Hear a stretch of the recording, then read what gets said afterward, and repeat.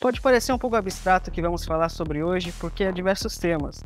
E, para ser sincero, o título não explica muito sobre. Mas está tudo bem, porque logo vai ficar um pouco esclarecido. E falando de inteligência artificial, vou mostrar que muitas delas já estão presentes na sua vida. E muitas delas vão ainda estar por muito mais anos.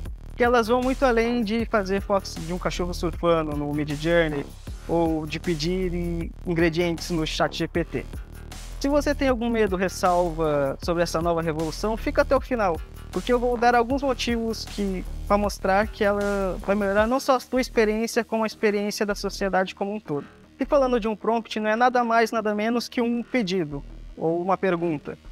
Para deixar mais claro, imagine que você chegou tarde do trabalho, todos os aplicativos de delivery estão fechados e você só tem 5 ingredientes na geladeira. O que normalmente você faz? Você pede para o seu pai, para sua mãe, sua avó, ou normalmente vai no famoso Google. Mas antes de tudo, você formula a pergunta para ter a resposta perfeita. A mesma coisa acontece quando você pede para a Alexa a previsão do tempo, ou quando você manda uma pergunta no chatbot para aquela empresa que não te atende. Ou seja, um prompt é você fazer uma pergunta ou um pedido. E tem diversas formas de você conseguir o resultado perfeito para um prompt. Mas isso não é comigo. O que em si eu vou fazer é uma mini aula de história. Ou quase isso. Vamos voltar lá para o século XVIII. Talvez vamos conhecer o maior boom que já aconteceu. A Revolução Tecnológica, ou mais conhecida como Revolução Industrial. Surgiram inúmeras fábricas, foi um marco necessário para a agricultura, entre diversos benefícios.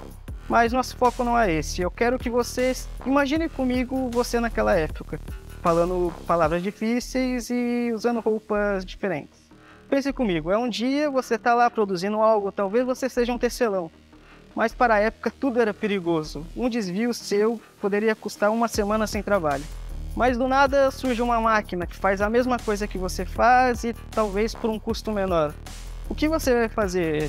Bom, seu emprego pode estar sendo extinguido.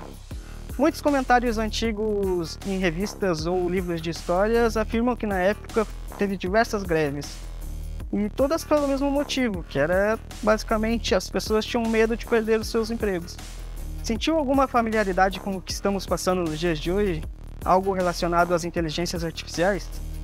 Pulando alguns anos, lá em 1943, surgiu o ENIAC, ou o famoso computador, que na época o intuito era só fazer alguns cálculos. Quando pensávamos que íamos continuar anotando com papel ou fazendo cálculos com uma calculadora, surgiu o computador, algo bem grande para a época, que fez todos sentir novamente o medo tecnológico.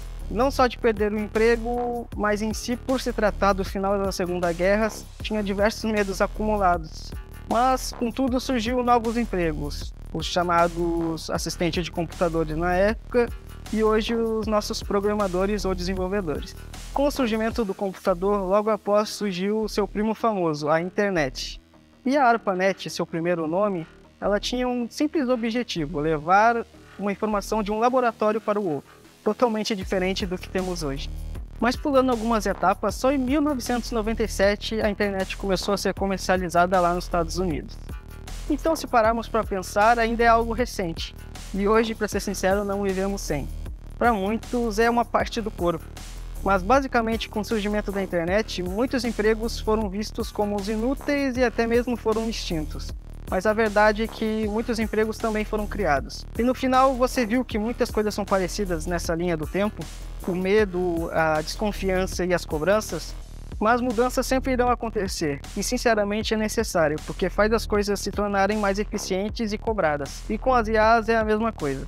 Muitos medos e inseguranças irão surgir e já surgiram. Para quem trabalha com tecnologia, publicidade, marketing, isso é muito mais perceptível. Mas a questão é se adaptar, porque as inovações são o que tornam o ser humano tão legal.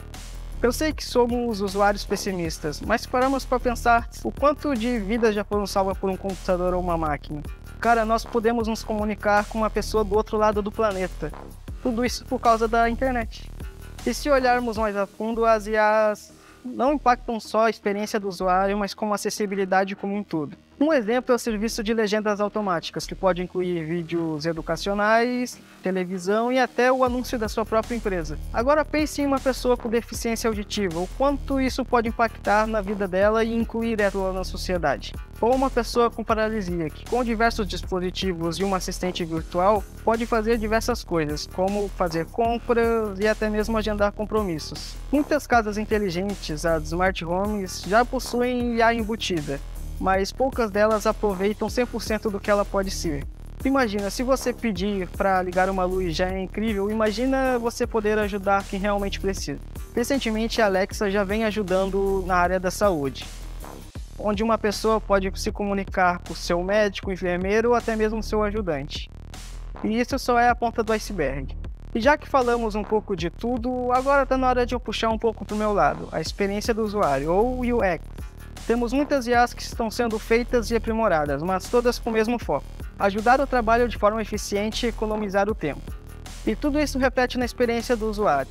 E muitas IAs já vêm cumprindo esse papel. O Figma em si já é cheio de IAs. Tem o Magcopy, que gera textos, ou o Majestic, que gera avatares, ou até o Craft, que faz portfólios.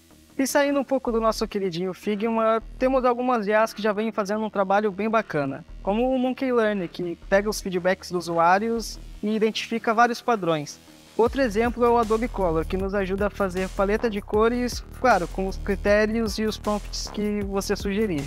E também temos o FontJoy, que basicamente faz a mesma coisa, só que com tipografia e com as fontes sugeridas. E para terminar, temos o Optimizely, que é uma plataforma de análise de dados e aprendizado de máquina. E com um pouco de esforço, ela faz os seus testes de usabilidade. Sem falar nos famosos Midjourney e ChatGPT, que também criam imagens e copies. Mas vale a pena ressaltar que são sempre uma inspiração ou uma ajuda, nunca ele vai gerir o seu projeto. E já falamos de prompt, história, UX e inteligência artificial. Mas é sempre interessante, se você gosta desse assunto e quer se aprofundar, você procurar as suas próprias fontes. Eu agradeço se você ficou até o final e ouviu todas as curiosidades, porque é sempre bom bater um papo e compartilhar um pouco de conhecimento. Fechou por aqui e até mais.